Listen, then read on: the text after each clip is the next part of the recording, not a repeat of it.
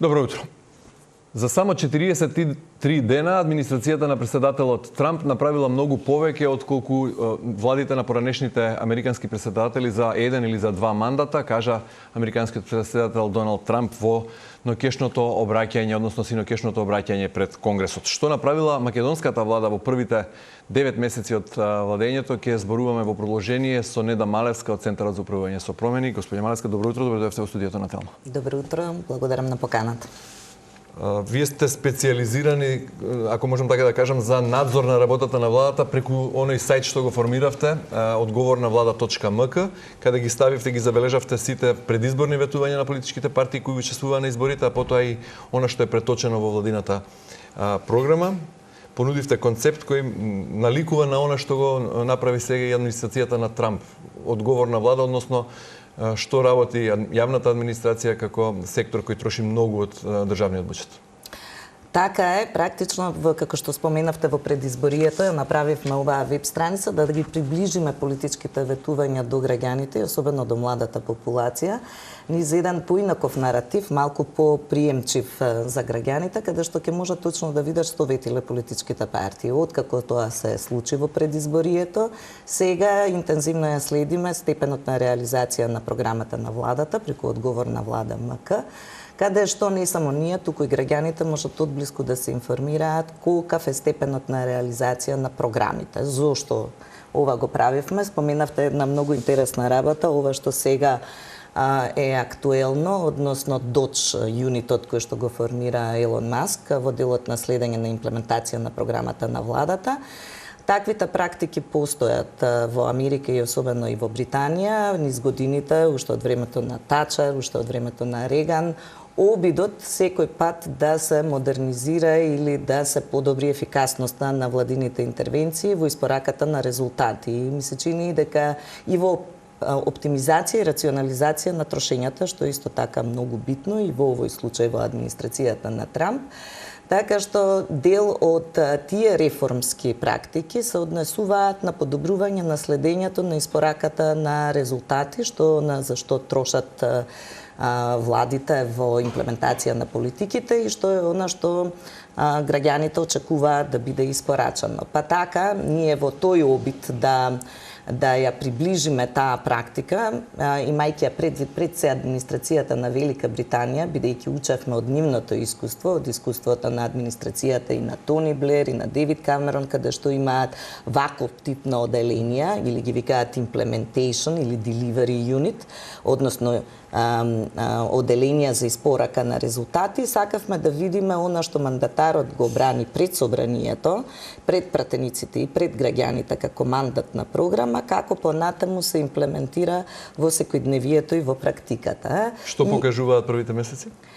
Па првите месеци... Ке можеме сами, односно со одговорна влада.мк, како се уште репрезент на граѓанскиот сектор, бидејќи владата не го прифати како свој дел, како што го направи тоа администрацијата на Трамп преку Dodge юнит на Елон Маск, или ќе ни треба Маск да дојде со пилата тука и да пишува мејлови? Па во разговори сме со дел од институциите и особено со генералниот секретаријат на владата, како дел од овие практики можат да се интегрираат во нашиот систем на стратешко планирање, на креирање на политики, на следење там каде што сме најслаби, на следење на имплементацијата на политиките. Јас мислам дека оваа корисна алатка не само од аспект на граѓанските организации и нас граѓаните, туку и од аспект на владата. Зошто? Заради тоа што е многу битно владата да го следи степенот на реализација од блиску. И се вели, ако вие не ја следите реализацијата, таа нема да се случи, а нема да се случи заради тоа што не се следи. Па од тука, низ еден ваков начин на прикажување на целите на владата, низ индикатори, јасни одредници што треба да се направи во следниот период, и на граѓаните им е полесно, но и на администрацијата и на министрите. Администрацијата особено, која што треба да ја помогне имплементацијата на програмата на владата, бидејќи во едно се разбира во едно општество каде што деполитизирано, каде што администрацијата треба е продолжена на некој начин рака на владата и на институциите, таа е одговорна и за имплементација на програмата за работа на владата. Па од тука е многу битно таа да разбера какви намери имала владата во делот на реформите во однос на она што го предложила во предизборната програма.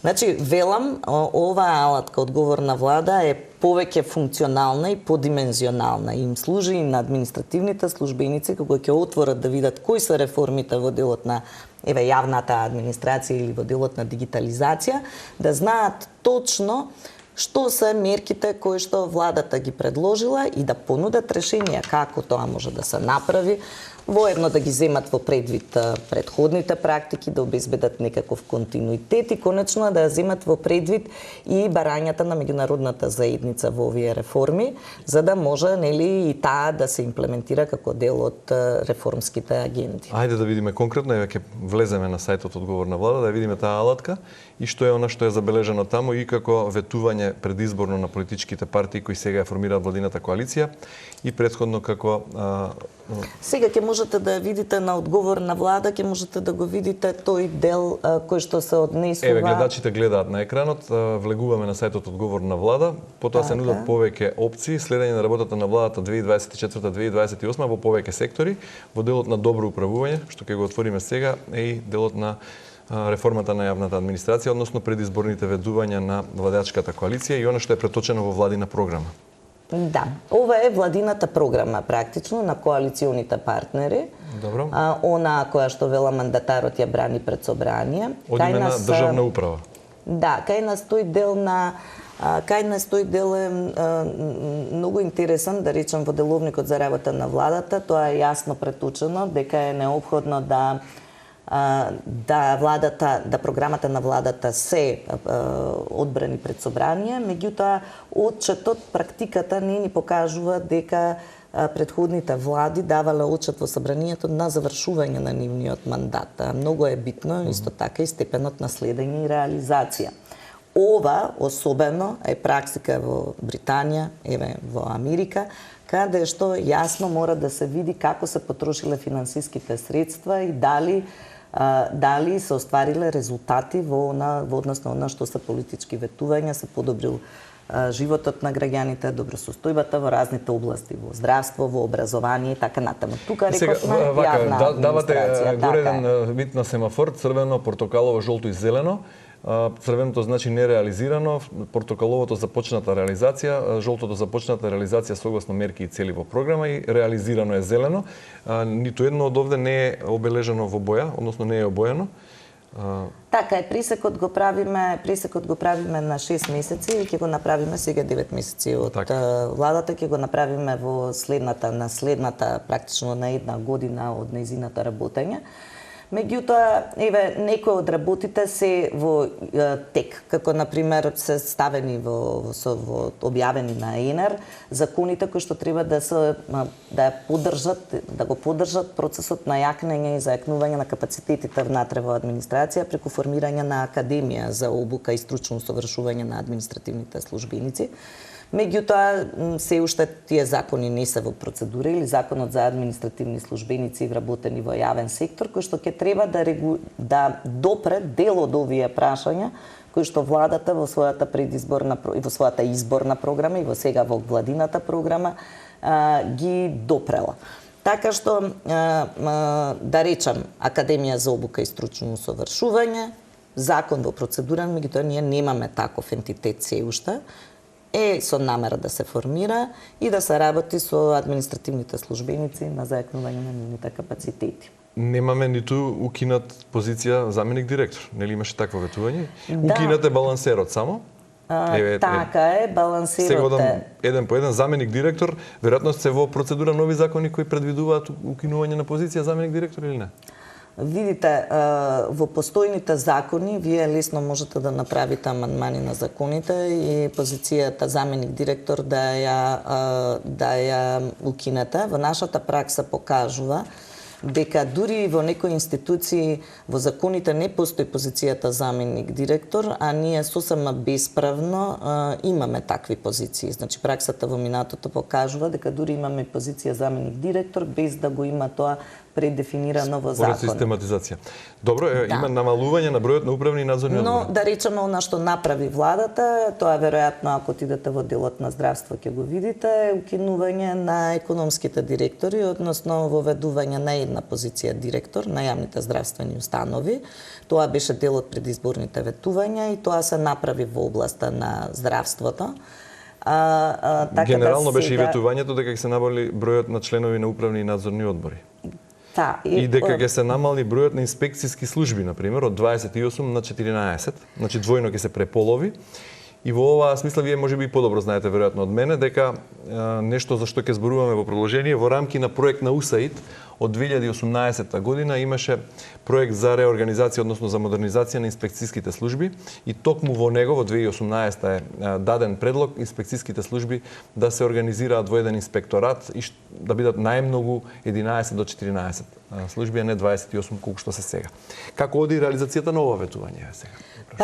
Видите, се уште инспекцијскиот совет не е укинат, не знам од кои причини, меѓутоа и законот за инспекцијски служби е исто така во процедура, подготвена и објавена на ЕНАР и тој има за цел да ги врати инспекцијските служби под ресорните министерства и да ги оптимизира повеќе служби да бидат под едно министерство, повеќе инспекцијски служби.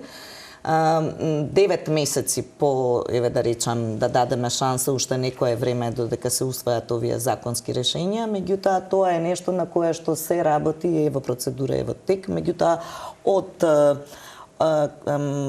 од донесување на законот до негова примена потребно е малку повеќе време и од поставување на овие, да речам, законски одредби, така да се очекува дека во скоро време и тој закон ќе помине во делот на пакет на закони за реформите во јавната администрација, законот за административни службеници вработени во јавниот сектор и дека со тоа ќе на некој начин ќе се засили одговорноста на инспекцијскиот надзор пред ресорното министерство, иако ние сме имале, што е најголем проблем кај нас, да речам, сите овие реформи кога се одвиваат, не се сосема темелат на докази, бидејќи ние ваква пракса сме имале во минатото. Потоа ги инспекцијските служби ги ставивме под едно тело и ги интегриравме, да речам, како посебни ентитети. Меѓутоа не се види дали поефикасно функционира овој систем или инспекцијските служби да бидат под надлежност на самото министерство. И сега повторно се враќаме на нешто што сме го имале во минатото. Тешко е да процениме дали надзорот, инспекцијскиот надзор се одвивал по-добро, по-ефикасно, позачестено, бидејќи немаме такви податоци. Добро, дел од ветувањата преточени во владината програма и применувајќи европски искуства и анализи, точно го цитирам делот, предвидуваме скратување на 10% од вкупниот број на органи на државната управа, институции и јавни претпријатија. 10% од вкупниот број на органи во државната управа треба да се намалат. И за тоа сега ќе кажете, почната е процедура, некои закони се менуваат, Не, тука напротив, да речеме, ние имаме околу 1000 и сега не ме држате за збор, сега ќе излезе 354 Да, тоа е 1354 институции, меѓутоа сега ќе излезе извештајот на Министерството за јавна администрација во март и ќе видиме каква е состојбата во оваа сфера. Каде е проблемот тука, каде јас го гледам проблемот, тоа е намалување за 10%, 130 институции треба да се намалат. 135 институции помалку. Ние веќе на почетокот на мандатот владата формираше наместо 16-20 министерства, значи ние автоматски го зголемивме бројот на министерствата. Во голем дел и од програмата на владата и од предизборните ветувања има воспоставување на нови правни ентитети.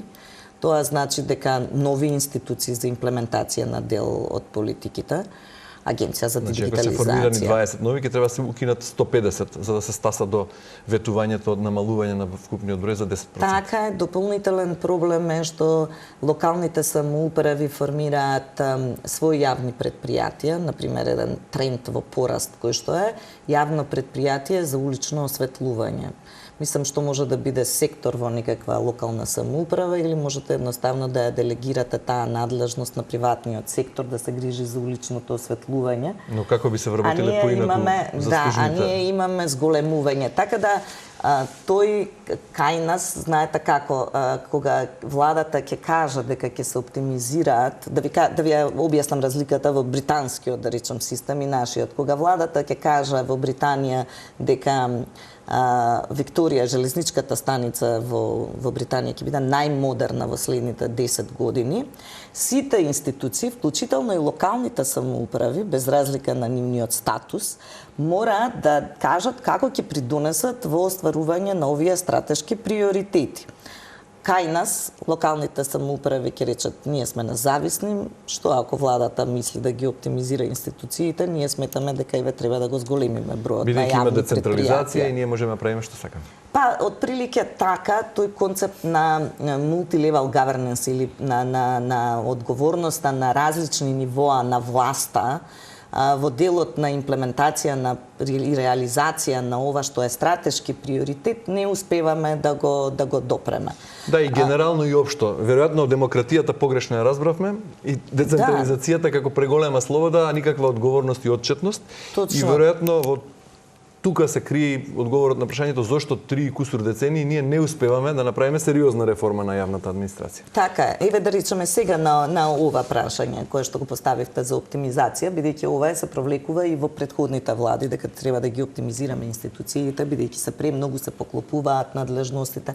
Не треба само владата со стап да ги притиска и ние постојано да викаме што направивте, како се оптимизиравте институциите. Самите институции, ресорните сектори во здравство, во образование, така натаму транспорт, треба да кажат што ќе направат во нивните ресори за да ги оптимизираат институциите. Локалните самоуправи исто така во делот на јавните предпријатија и јавните услуги. Самите они треба да дадат некаков предлог за оптимизација. Или ако владата рекла ќе се намалат управните и надзорните одбори, институциите треба да предложат како тоа ќе го направат. Меѓутоа јасно е дека нема силна политичка волја за тоа и заради тоа сме таму каде што сме. Бидејќи еве на пример една мала споредба, иако споредбите не држат, бидејќи секоја земја си има своји географски, културни и секакви специфики. Меѓутоа, само за илустрација, во Македонија, според последните информации кои ги успеав да ги најдам, во 2023 година бројот на вработени во јавната администрација вкупно изнесувал 129.374.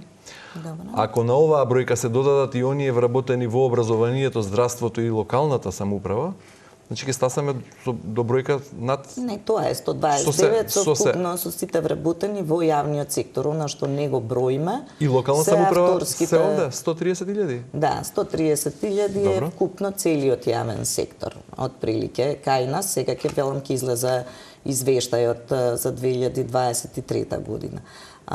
Тука се вклучени и локалната самоуправа, и вработените во локалната самоуправа и јавните предпријатија, органи на државна управа, здравство, образование и така натаму, вклучително и одбрана и ако се гледа ако се споредуваме на некој начин, стасуваме до бројка од 62 вработени во јавната администрација на 1000 жители. Како модел за споредба, например Словенија со слични карактеристики како Македонија со околу 2 милиони жители, има значително помал број на вработени во јавната администрација, околу 80.000 најдов податок дека имаат, односно 40 вработени во јавната администрација на 1000 жители, или например Латвија има 1,9 милиони жители и 45.000 вработени во јавната администрација, повеќе од двојно помалку од Македонија, или 24 вработени на 1000 жители. Не можеме така да споредуваме, бидејќи тие се дигитализирани. Не сум сигурна и бројките дали ги опфаќаат севкупно вработените во јавниот сектор. Ние според Евростат направивме една анализа пред многу години, 2015-16 година, кога уште и не знаевме какви се бројките, бидејќи долго време ние го немавме регистарот на вработени во јавниот сектор, некаде 2015 година тој се воспостави. И тогаш направивме една споредба со просекот во Европска Унија по процент на вкупното вработено население и процент на вкупното работоспособно население. И тука сме некаде во просекот. Знаете како, услугите се скапи, проблемот е во оптимизација. Кај нас проблемот е Продуктивност и продуктивноста, ефикасност да се зголеми. Како? Постојано се бара покачување на платите, од друга страна продуктивноста никако да порасне. Дали подобри услуги имаме, дали имаме почиста средина. Јавна тајна е дека има институции каде вработените воопшто не одат на работа. Чест на исклучоците, повторно ќе кажам, и заради тоа и обстојува оваа држава толку години, меѓутоа факт е дека министерствата и сите други државни институции се користат како награда за вработување на заслужените партиски кадри низ годиниви и тоа е така. И заради тоа, заради отсуството на политичка волја, не можеме да смениме многу. И баш би се, еве и веројатно сте размислили и вие бидејќи го спомнавте како позитивен примерот на Елон Маск и неговиот юнит за ефикасност на јавните служби, кога би се случило таков мејл да добијат јавните службеници во Македонија. Еве овие 129.000 за една недела да напишат што сработеле во тие 7 дена. Како би изгледал тој одговор на нашите служби, например? Па, како што ви гледате, и во Америка и предизвика ваквата иницијатива револт. Али да речам, може би заради пристапот и начинот на кој што е направена и заради некои други елементи, кои се поврзани со позицијата на Елон Маск во тој систем, во управата, во државната управа. Кај нас, знаете ли од кога има воведено систем на цели кои што треба да бидат усогласени со целите на секторот, на оделението, на институцијата и целите на владата. Некаде во 2006 година. Значи, јас на овие реформи работам сигурно веќе едно 19 години, 20 можеби, и во постојани обиди со поддршка најчесто на британската амбасада да се воведе еден таков систем, еве ваков, каде што вработените ќе кажат кои се нивните цели, како те цели се влегуваат во рамките на владината програма, на целите на институцијата и индивидуални цели, како јас ќе придонесам да се остварат овие кои што ги гледате овдека индикатори на одговорна влада, како јас ќе помогнам да се реализираат, секој вработен треба на некој начин да каже и да придонесе во секторот во кој што работи. Тоа е дел од нашиот систем на оценување на работните достигнувања. Значи, врзане со перформансите. Постои, го имаме, никој не го користи. Значи, во системот на оценување на почетокот на годината, раководителите на сектори и оделенија треба да седнат со вработените и да ги прашаат кои се целите ти кои што ќе ги постигнеш, што е она што ќе работиш во следната година, врз основа на тоа, на крајот на годината да го оценат учинокот, одлично си сработил, треба да се подобриш во овој дел. И ние толку време и вие посветено работите, а ние повторно но не се применува и зборуваме за тоа дали во петок јавните службеници треба да работат 4 часа наместо 8 часа. Имаше еден таков предлог, ќе ве потсетам. И еве едно прашање, до кога Македонија како држава, ваква каква што е, може да издржи на тие плеки на приватниот сектор да се финансира и да се буџетира оваа јавна администрација која е таква како што? Па се додека се толерирани работењето, се додека има неказнивост, се додека немате, ние речиси, кај нас постојано се зборува за некакви политички пресметки во сите овие години. Многу мали има ситуации во кои што некој го изгубил работното место заради политика. Значи, мали и беззначајни во однос на обемот на јавниот сектор. Значи, една група, да речам, како ќе се промени власта, така одредена група на вработени се маргинализирани, другите работат и обратно, меѓутоа ретко кој го губи работното место и ретко кога се санкционира неработење во јавниот сектор. И затоа се уште најпосекувано работно место е работувањето во државната управа. Па се уште и заради други работи, обезбедува безбедност, сигурност, обезбедува. Единствена мана е што мора да се оди на митинзи да се лепат плакати, веројатно. Па се надевам дека ќе се сменат начинот на гласање во имена со дигитализацијата, па некаде да мора луѓето да се влечат по митинзи. Да, спомнавте дека сте дел од граѓанскиот сектор кој со години работи на реформа на јавната администрација. Дали сега и вас ве ефектуира ова една од мерките, од указите на Трамп во првите 43 дена, тоа е замрзнувањето на работата на Агенцијата за меѓународен развој на САД, додека се врши ревизија, односно додека Стеј департментот ги ревидира проектите и се истражуваат можни злоупотреби. Се крена голема дебата не само во САД, туку и тука кај нас во однос на тоа, па и се анатемизираат на некој начин проектите што ги финансираше УСАИД, а и целокупно граѓанското општество кое за волја на вистината има многу сработено во Македонија. Еве УСАИД, реков, 1 милијарда долари од почетокот на независноста во Македонија има финансирано во Македонија. Можеби на вистина повеќе согласно кинеската поговорка, научете го гладниот да лови риба, не му ја давајте рибата, бидејќи не знам, еве, можеби вие знаете, ќе ми посочите и инфраструктурни проекти, и згради за градинки, училишта, медицински установи, меѓутоа повеќе се проекти за ноу-хау. Како? Еве, да ве научиме како да се модернизирате, како да се демократизирате. Може би кај нас, меѓутоа морам да кажам, голем удар е ова за овој развоен сектор и за меѓународна помош, начинот на кој што се изведе сета оваа реформа во делот на USAID. Мислам, овие наводи за корупција, тоа ќе си покажат истрагите институциите во системот, но да, не засегна, нас не засега, ма го засега сериозно и целиот свет, бидејќи 40% од светската хуманитарна помош доаѓа од Америка, преку USAID. Главно таа е насочена кон Африка и кон Азија. Се опфатени повеќе од 100 земји. И тука е намената за вода, во Сомалија, во Судан, за болници, за медицински средства, вакцинации и така натаму. Така да тој хуманитарен аспект, начинот на кој што се дистрибуирале средствата и дали имало злоупотреби, тоа е друга тема која што треба. Каде што има многу пари, има и злоупотреби. Да, треба да си ја испитаат.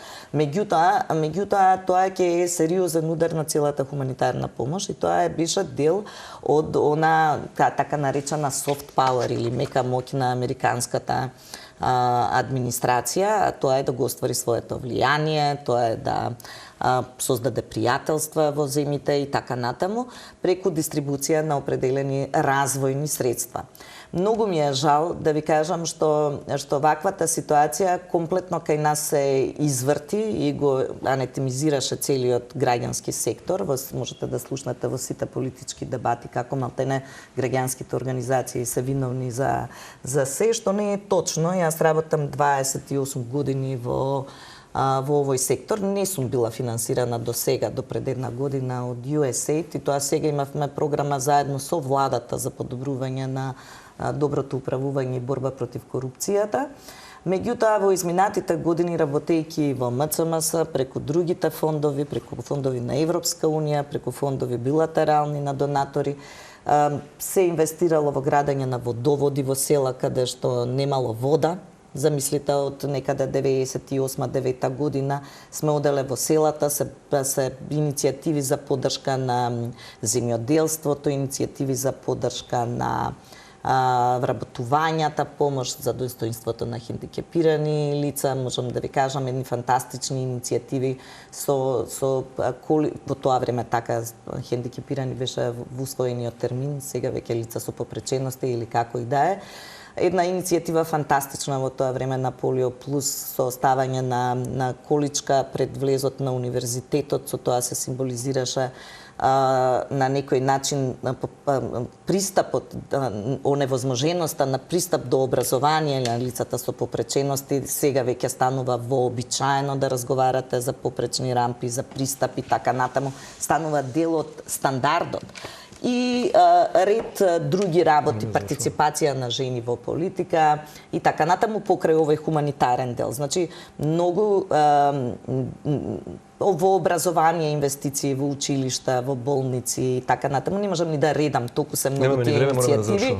Да, се разбира. Сакам да речам дека треба малку повнимателно кога се зборува што прави граѓанскиот сектор. Не е тоа граѓанскиот сектор е прилично големо области поднебје, треба малку да се биде по-објективен во оценките. Мариска, ви благодарам многу за гостувањето во Утринската на тема и за исцрпните одговори. Ви благодарам и вам.